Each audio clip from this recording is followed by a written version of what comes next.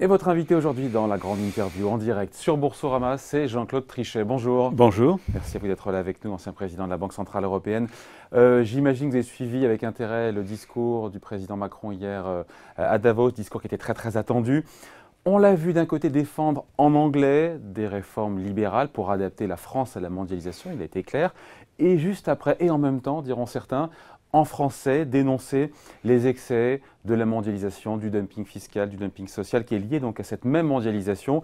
Est-ce que vous pointez-vous une contradiction dans ce double discours ou est-ce que la posture d'équilibriste du libéralisme était plutôt la bonne ? Non, je crois qu'il n'y a pas de double discours. C'est une conception à laquelle je souscris complètement. Il faut que la France s'adapte, évidemment, devienne compétitive. Elle est responsable de son absence de compétitivité. Elle est responsable de son chômage de masse. Il faut qu'elle en sorte et qu'elle accepte la réalité. C'est-à-dire qu'il y a des efforts à faire importants. C'est ce qui a été dit. Francis Bach, je souscris complètement. Ceci dit, on a un problème très très sérieux dans tous les pays avancés sans aucune exception. En Angleterre, on l'a vu, aux États-Unis, on l'a vu, et évidemment en Europe, et probablement de manière un peu différente au Japon. Un certain nombre de nos concitoyens se trouvent dans une situation difficile, c'est vrai de tous les pays avancés, et la globalisation, la mondialisation doit effectivement tenir compte de ce problème politico-social qui est posé à l'ensemble des pays avancés, moins, je dois le dire, aux pays émergents, parce que eux, effectivement, sont en train de connaître tous les bénéfices de la mondialisation. C'est d'ailleurs un succès formidable qu'il faut accepter, c'est ce que nous avons voulu, mais les conséquences, en effet, de la montée en puissance de la Chine, de l'Inde, etc., 80% des créations de richesses sont difficiles pour nous. En 2017 sont allées aux 1% les plus riches. Oui, mais ça mène à ça aussi, la mondialisation. Ma question sur la contradiction ou l'incohérence, c'était de dire il faut appliquer des recettes qui, finalement, quand on les applique, parce que la France a du retard, elle doit se moderniser, quelque part conduisent à des inégalités records. Non, là, non, vous me voyez venir là. Non, pas du tout, je ne vous vois pas venir. La France a des problèmes et elle doit les régler. Il est anormal que l'Allemagne ait le plein emploi et nous soyons encore avec un chômage de masse. C'est indépendant, me semble-t-il. Ça, c'est du bon sens pur, national. Mais c'est indépendant du fait qu'il faut gérer mieux au niveau mondial, l'ensemble de l'économie mondiale, et je dirais l'ensemble des intérêts des citoyens au niveau mondial. Et ça, la France, à elle toute seule, ne peut pas le faire. Elle ne peut le faire que par ses idées, en faisant avancer ses idées dans le contexte, si vous voulez, pour simplifier outrageusement, du G20, par exemple. On a, au sein du G20, à reconnaître qu'il y a des problèmes de gestion anormale, disons, de la mondialisation nécessaire, indispensable. On ne va pas demander aujourd'hui aux Chinois, aux Indiens, aux Indonésiens, aux Brésiliens et aux Mexicains de ne pas croître vite, de ne pas aspirer évidemment à voir leur niveau de vie augmenter. C'est ce qui se passe, c'est bien, mais il y a des conséquences qu'il faut mesurer pleinement. Justement, on parle de Davos et du président Trump qui est attendu aujourd'hui pour un discours demain. On en parlait juste avant. Il a signé en début de semaine des décrets qui permettent d'instaurer des relèvements de taxes, de tarifs douaniers sur les panneaux solaires, sur les lave-linges. Est-ce que pour vous, voilà, vous condamnez ces mesures protectionnistes parce que c'est dangereux ou quelque part, voilà, c'est une promesse de campagne, il a raison de vouloir soutenir Whirlpool et l'industrie américaine. America First. C'est une des illustrations de ce que je disais dans tous les pays avancés. On a effectivement un malaise qui est particulièrement localisé, je dirais, chez les employés et ouvriers qui sont soumis à une concurrence internationale qui vient du monde émergent et qui est particulièrement redoutable. Je déplore évidemment ces mesures. Elles sont unilatérales, elles ne se situent pas dans le contexte, si vous voulez, d'une gestion appropriée, multilatérale de l'ensemble de l'économie internationale et du commerce. Mais effectivement, c'est l'illustration du problème. Nous avons un problème. Il ne faut pas le nier. Trump en est l'illustration. Le Brexit en est une autre illustration. Donc pour vous, c'est la mauvaise réponse à un vrai problème que d'augmenter les tarifs douaniers Je crois et en les droits de douane. effet que la plus mauvaise réponse possible consiste à être nationaliste, à être protectionniste. C'est d'ailleurs ce qu'a dit le président de la République française à Davos, aussi bien, sauf erreur de ma part, que la chancelière, aussi bien que le Premier ministre italien. Nous sommes, il faut bien le dire, heureusement, presque unanimes dans le monde avancé à penser que les solutions américaines proclamées ne sont pas bonnes. Ouais. Même si ce contrat mondial prôné par le chef de l'État, par Emmanuel Macron, on a du mal à en traduire un peu les aspects concrets. Je crois qu'en effet, c'est une réflexion mondiale très importante. Comment faire en sorte qu'il n'y ait pas de compétition qui ne soit pas correcte. Il a parlé de dumping fiscal, il a parlé de dumping social. Il faut bien reconnaître que la montée en puissance des pays émergents pose des problèmes à toutes sortes de concitoyens dans les pays avancés. Le nier serait une énorme erreur, c'est vrai. Ça pose des problèmes. Faire coïncider les intérêts, les leurs et les d'autres, dans les pays avancés, ça veut dire, au niveau de l'ensemble des pays avancés, faire des efforts beaucoup plus importants en matière de formation, d'éducation, de reconversion, puisque en tout état de cause, à cause de grâce à la mondialisation d'un côté, et à cause ou grâce de la technologie qui va continuer de galoper de manière absolument extraordinaire, nous sommes appelés tous à changer profondément de métier, les structures de nos économies vont changer, des jobs nouveaux vont apparaître, les jobs anciens vont disparaître. Ça, c'est inscrit dans la réalité des prochaines années. Il ne faut pas que Schumpeter devienne Darwin, a dit le président. C'est intéressant. C'est une manière de dire, en effet, il faut absolument que nous puissions accompagner des transformations. D'une certaine manière, on peut résumer la période présente, à mon avis, comme c'est une période de succès. Le fait que la Chine, l'Inde, qui étaient les pays les plus pauvres du monde, deviennent nos concurrents les plus redoutables dans beaucoup de domaines, est un formidable succès. D'après la Deuxième Guerre mondiale, c'est ce que nous voulions. Nous avons des progrès en sciences et en technologie qui sont extraordinaires. Le problème, c'est que tout va trop vite.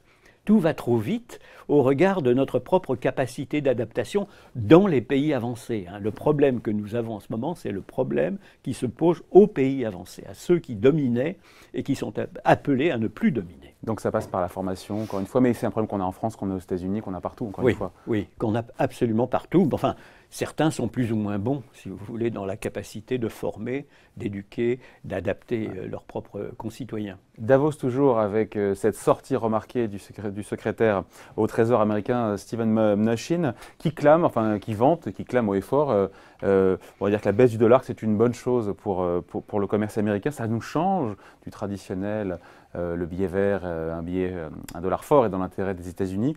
Est-ce que les Américains ne sont pas, de manière à mot couvert ou même très directe, en train de relancer la guerre des monnaies ? Il y a un problème de communication là, parce que moi j'ai lu les deux choses. J'ai lu Mnuchin disant j'ai totalement confiance à moyen long terme dans la force du dollar. Il a tempéré un peu. Donc non, il a d'abord dit ça. Ouais. Et c'est ensuite qu'il a dit je ne me préoccupe pas des évolutions à très court terme. Donc je ne crois pas qu'il faille interpréter ça comme un secrétaire au Trésor qui dit plus le dollar est faible, mieux ça vaut. Ce serait d'ailleurs tout à fait catastrophique, si vous voulez, de la part d'un secrétaire au Trésor de dire une chose pareille. Donc, il ne l'a pas dit, soyons honnêtes. Ceci dit... Il a dit que c'était bon pour le commerce américain. Il a dit un dollar plus faible. Le dollar est faible vis-à-vis de toutes les monnaies. Ça, c'est hyper intéressant. Et c'est un problème, en effet, qui peut-être... Qu'est-ce qui plombe le dollar en ce début d'année, qui a une baisse face à toutes les devises de entre 3 et 4%, euros inclus? Qu'est-ce qui explique selon vous, qu'est-ce qui le plombe en ce début d'année? Parce qu'on a comme une croissance américaine qui est forte, on attend les chiffres bientôt du 4e trimestre qui devraient être au-delà, certains disent, de 4% de croissance. On a des rémunérations sur le dollar, quel que soit le niveau de maturité, qui sont bien supérieurs à bon nombre de pays. Est-ce que les fondamentaux ne plaident pas pour un dollar plus faible? Vous savez, ceux qui se sont lancés dans les modèles de prévision en matière monétaire se sont toujours trompés. Donc vous me poserez le mois suivant, parce que le dollar remontera spectaculairement, qu'est-ce qui fait que le dollar remonte? Donc on va être modeste. Il faut toujours être très modeste et très circonspect. Vous venez de dire plusieurs choses. La croissance américaine est flamboyante. Alors je vous rappelle, parce que ça vient d'être publié par le FMI nous dit en 2016, la croissance de la zone euro a été supérieure à la croissance américaine. Un tout petit peu. Un tout petit peu. Et un tout petit peu aussi en 2017, ce que personne n'a noté. Mais nous sommes, selon les dernières projections du FMI... On avait fait, nous, une émission là-dessus pour expliquer que ça faisait, on en a parlé. À 2,4 et les États-Unis sont à 2,3. Voilà. C'est l'épaisseur du trait, mais c'est symbolique. Épaisseur du trait, mais enfin, pour la zone euro, c'est assez flatteur. Parce que nous sommes passés en avril dernier au regard du FMI de 1,7 et nous sommes à 2,4 aujourd'hui. C'est dire à quel point on avait sous-estimé la croissance de l'économie européenne, qui est en effet très, très rapide et très substantielle. Donc si vous me dites les États-Unis flamboient, etc., il faut modérer un petit peu. Sur le quatrième trimestre. Ce qui est sûr, c'est qu'ils sont extraordinairement positifs d'une manière générale, même quand ils ont, disons, un exécutif qui déconcerte.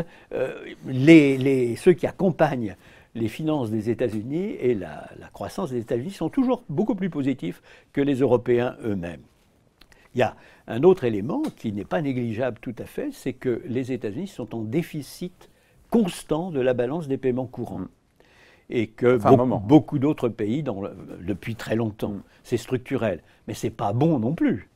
Ça veut dire que le reste du monde est toujours appelé à financer le déficit de l'épargne aux États-Unis. Et je crois qu'il faut avoir ça en tête lorsque c'est une des dimensions, disons, que vous avez évoquées, qu'il faut prendre en compte.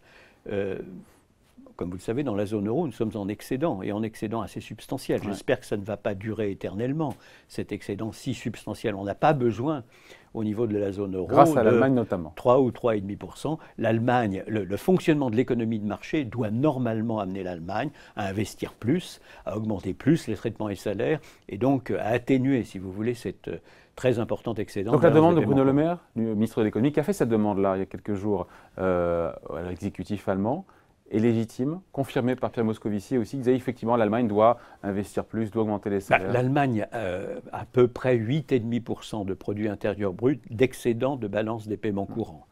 Lorsqu'on a créé l'euro, nous étions, en excédent de balance des paiements courants. L'Allemagne était en déficit de balance des paiements courants. Donc tout ça, si vous voulez, c'est le fruit d'un contrôle des coûts en Allemagne sur longue période qui a été absolument remarquable, avec comme objectif plein emploi, plein emploi, plein emploi.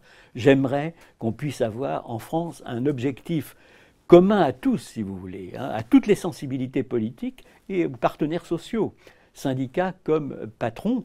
Si nous avions le même objectif, nous serions nous-mêmes au plein emploi. Il faut bien être conscient de ça. Mais maintenant, l'Allemagne est en train de trop bien faire, si je puis dire. Elle a, à l'évidence, un problème d'utilisation de son surcroît d'épargne. Et je crois que l'économie de marché va fonctionner. Elle fonctionne avec retard, en l'occurrence. Mais normalement, on doit avoir, en effet, une augmentation beaucoup plus importante des investissements en Allemagne, une diminution, par conséquent, de l'excédent de balance des paiements courants. Bon, aujourd'hui, c'est la première réunion de la BCE de l'année. On le dit, tout le monde a un petit peu sous-estimé la reprise économique en zone euro, peut-être même, donc tous les experts, le FMI, vous le disiez, peut-être même à la BCE aussi. Quand on voit aujourd'hui les fondamentaux, les indicateurs en dur ou même les baromètres, est-ce que tout ça justifie d'avoir cette politique monétaire qui est encore ultra généreuse de la BCE, mais qui est en train de changer très lentement? Encore une fois, la politique monétaire, elle est assise sur les observations en matière d'inflation, de prévision d'inflation, d'anticipation d'inflation, comme on dit, à moyen et long terme. Et là, le compte n'y est pas. Avec une définition qui est très claire, connue de tous, depuis le début, depuis la création de l'euro, approuvée par l'ensemble de nos concitoyens, quelle que soit leur nationalité, moins de 2, mais proche de 2. En termes d'inflation. En termes d'inflation, on est à 4, de hausse des prix. On n'est pas au niveau, en tout cas, dans une perspective de moyen terme, parce qu'il ne faut pas regarder la hausse des prix au mois le mois, ou même à l'année l'année. On raisonne en l'occurrence plus à moyen terme. Donc il faut avoir une bonne stabilisation, disons, des anticipations d'inflation à moyen terme pour que l'économie fonctionne aussi bien que possible et que la responsabilité de ceux qui sont à la tête de la Banque Centrale Européenne devant l'ensemble, disons, de nos concitoyens européens, puisqu'après tout, ce sont eux qui ont décidé qu'on devait avoir stabilité des prix, donc il faut que ceci soit bien réalisé. Je crois que ça a été remarquablement réalisé depuis la création de l'euro, si vous voulez, sur longue période. On est à 1,7, 1,8, 1,85, donc on a, sur longue période, le plein succès, si vous voulez, du mandat politique qui avait été donné à la Banque Centrale Européenne en termes d'inflation. C'est son premier mandat, comme vous le savez, et il a été approuvé par l'ensemble de nos concitoyens.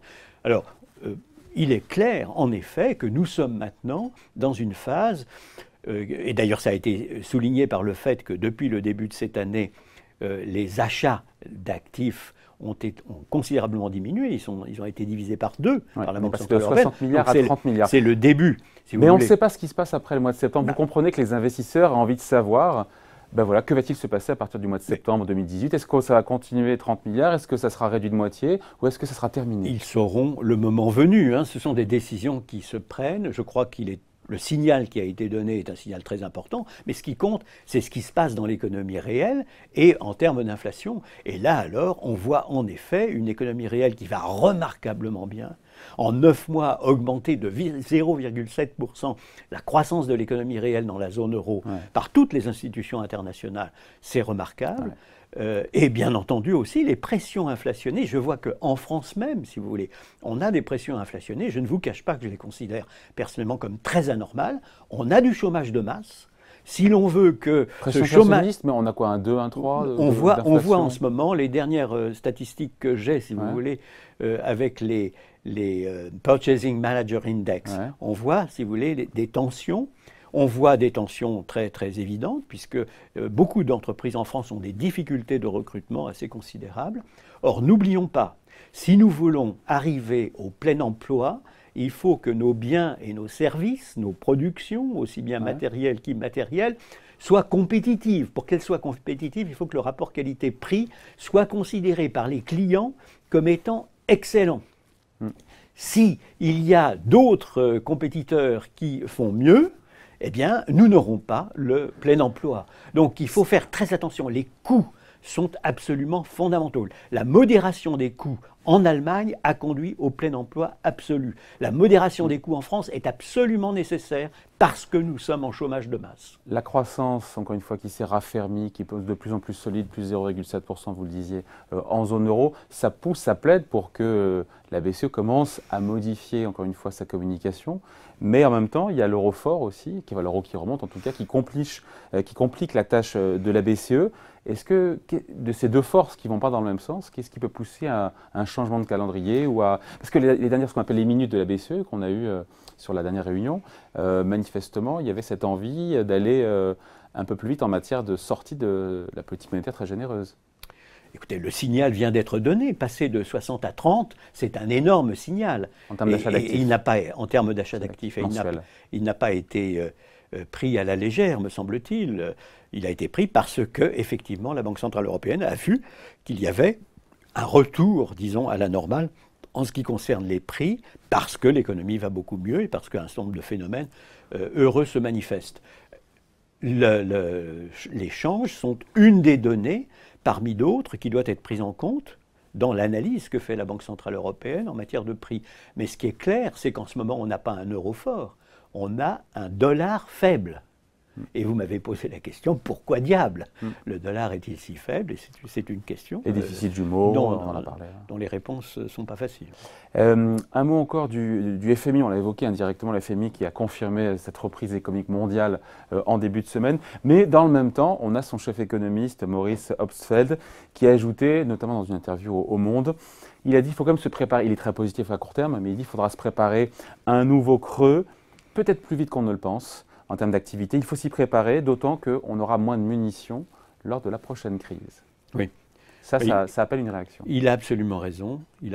Alors, c'est vrai que l'économie mondiale est synchronisée en ce moment, comme l'économie européenne d'ailleurs, et que les choses vont plutôt bien. Mais ça fait très longtemps qu'on est en croissance aux États-Unis, et à un moment ou à un autre, évidemment, on a une récession. On ne peut pas avoir une disparition du cycle économique. Et je vois deux dangers principaux, si vous voulez. Celui que vous venez d'évoquer, au moment où commence la récession aux États-Unis, pas forcément cette année ni l'année prochaine, mais enfin à un moment, on aura en effet le début d'une récession américaine. Par contagion, bien entendu, les pays avancés seront dans une situation très différente dans le cycle économique. Et à ce moment-là, alors, où sont les marges de manœuvre budgétaires des uns et des autres? Elles sont presque nulles. Et où sont les marges de manœuvre monétaires des uns et des autres? Elles sont très faibles. Ou elles seront très faibles. Il y a de quoi s'alarmer, une fois qu'on a dit ça. Bien entendu. Ça veut dire que on est démunis face à la prochaine crise. Ça veut dire que la gestion du cycle économique, là je ne parle pas de crise gravissime, je parle du cycle économique normal, cette gestion-là sera nettement plus difficile qu'auparavant, et c'est ce qu'a dit le chief économiste du FMI. Mais il y a un autre danger, que je souligne moi-même avec beaucoup de force. Nous avons un endettement mondial, public et privé, qui ne cesse d'augmenter. Je vous l'ai dit d'ailleurs à plusieurs reprises au cours de nos conversations. Nous sommes passés en l'an 2000 de 250% du PIB mondial en termes d'endettement total de la planète. On était à 275% du PIB mondial au moment de 2007-2008. Donc on a attribué à juste titre cette explosion dramatique au fait que l'endettement avait continué d'augmenter considérablement. Ça a continué au même rythme après la crise. Donc en 2016-2017, on est à plus de 300%, même rythme. Ça veut dire qu'en fait, ça veut dire que nous sommes aujourd'hui dans une situation au-dessus du volcan. Dans une situation qui est plus vulnérable que, apparemment, selon cet indicateur. Il y en a d'autres, bien sûr, mais selon cet indicateur d'endettement, nous sommes dans une situation plus vulnérable que nous ne l'étions au moment du déclenchement de la crise. Plus vulnérable face à d'éventuelles hausses de taux d'intérêt. Et comme on sait qu'on est à l'ère, encore une fois, c'est-à-dire que les taux d'intérêt ne pourront vraiment jamais remonter véritablement. Non, pas du tout. On ne doit pas dire ça. Il faudra bien qu'ils augmentent à un moment. Mais ça mettra en difficulté les agents économiques qui sont les plus endettés. Mais nous sommes dans une situation plus vulnérable, et ce qui veut dire qu'il faut corriger la trajectoire. À vrai dire, la trajectoire, si vous voulez, a continué au même rythme qu'avant, mais auparavant, c'était les pays avancés qui étaient responsables de 90% de l'accroissement de l'endettement et les pays émergents seulement 10%. Maintenant, c'est 50-50. Donc, les pays émergents ont découvert les joies de l'endettement et ils galopent dans leur propre domaine, si vous voulez. Et chez nous, on a ralenti un peu, mais pas assez pour que l'on soit dans une situation plus durable. Ça veut dire que les remontées des taux d'intérêt devra se faire de manière graduelle. Une fois qu'on a dit tout ça, on comprend bien qu'il faut être très vigilant et pas brusquer les choses. Ça veut dire qu'il faut, et ça c'est un autre des problèmes qui se posent au niveau de la mondialisation, on en a parlé longuement à la suite du discours du président Macron, il y a un autre problème qui est qu'on ne peut pas laisser au niveau du G20 l'endettement mondial augmenter à ce rythme. Ça veut dire qu'il faut reprendre, et ça c'est une question qui est à la fois juridique et fiscale, reprendre la question de l'arbitrage entre actions et obligations, entre endettement et equity, comme on dit, c'est-à-dire fonds propres. Et donc tout ça, c'est fondamental. Et bien entendu aussi corriger les aberrations que nous avons en matière de finances publiques. Donc il y a beaucoup de travail à faire au niveau mondial, puisque nous sommes tous responsables de cet accroissement de l'endettement mondial qui nous vulnérabilise tous. Même si la prochaine crise vient des pays émergents, par contagion, nous serons touchés, exactement comme ils ont été touchés par notre propre drame de 2007-2008. Bon, vous parliez justement, on va finir là-dessus, Jean-Claude Trichet, des actions, des obligations des actions. Il y a quand même ce climat d'insouciance qu'on sent à Davos, même au-delà d'insouciance des investisseurs du monde de la finance, de l'euphorie, même quand on voit les marchés actions américains. Vous avez vu le Dow Jones, plus de 26 000 points qui volent de record en record. Est-ce que ça vous inquiète ou est-ce que vous dites tout ça finalement est confirmé par de très très bons résultats d'entreprise, donc pas de problème? Circuler, il n'y a rien à voir. Non, ça m'inquiète beaucoup. Lorsque je regarde le passé, si je prends les price earning ratio, donc le rendement, si vous voulez, des actions historiques, je vois que nous sommes aujourd'hui aux États-Unis, selon certains indicateurs, à un niveau supérieur de 70%, selon cet indicateur-là, par rapport à tout ce qu'on a pu observer dans les 80 années avant la bulle des dot-com. Donc on est dans une situation qui est profondément anormale et on est au plus haut niveau de price earning ratio. Ouais. Alors, là, certains diront, oui, mais il y a eu la période des dot-com, donc c'était pire. La période 90. Bien sûr, c'était pire. En effet, ça a explosé. Et ça a explosé dans des conditions qui n'ont pas, à l'époque, déclenché déjà, si vous voulez, la crise mondiale. Le détonateur, comme vous le savez, a été les subprimes. Ça n'a pas été l'explosion des dot-com. Mais enfin, clairement, ça a explosé. Cet indicateur, il est connu de ce PER, tout le monde sait bien, connaît bien les PER des différents marchés. Pourquoi est-ce que personne s'en inquiète? Pourquoi est-ce que tout le monde continue à baigner dans l'euphorie? Non, c'est un phénomène de marché qui est classique. La plupart des participants du marché vous diraient, oui, en effet, on sait bien que c'est soufflé, mais on partira à temps. Et donc la meute, pas le dernier si vous dans voulez, le wagon, la meute, le troupeau, continue à être actif et plutôt allant, de peur de rater une opportunité de gain, de plus-value. Le moment venu, naturellement, ils fuiront tous. Donc ça va mal finir. Et je pense qu'il doit y avoir une correction importante, ne serait-ce que pour des raisons, si vous voulez, de comparaison historique. Bon, bah, ça inaugure. Mais rien ne dit que ce sera cette année, l'année prochaine, Non, personne ne sait. non. Mais ça serait sain qu'il y ait une correction. Non, pour, mais il faudra bien qu'il y ait une correction. Encore une fois, 70% au-dessus de la moyenne, plus haut niveau, sur le marché américain. sauf sur le marché américain, plus haut niveau, sauf la période des dot-com. Qui s'est terminée, comme chacun sait, on s'en souvient. Merci à vous en tout cas, merci pour ces explications et merci d'avoir été notre invité. Jean-Claude Trichet donc était l'invité de la grande interview en direct sur Boursorama. Merci. Merci.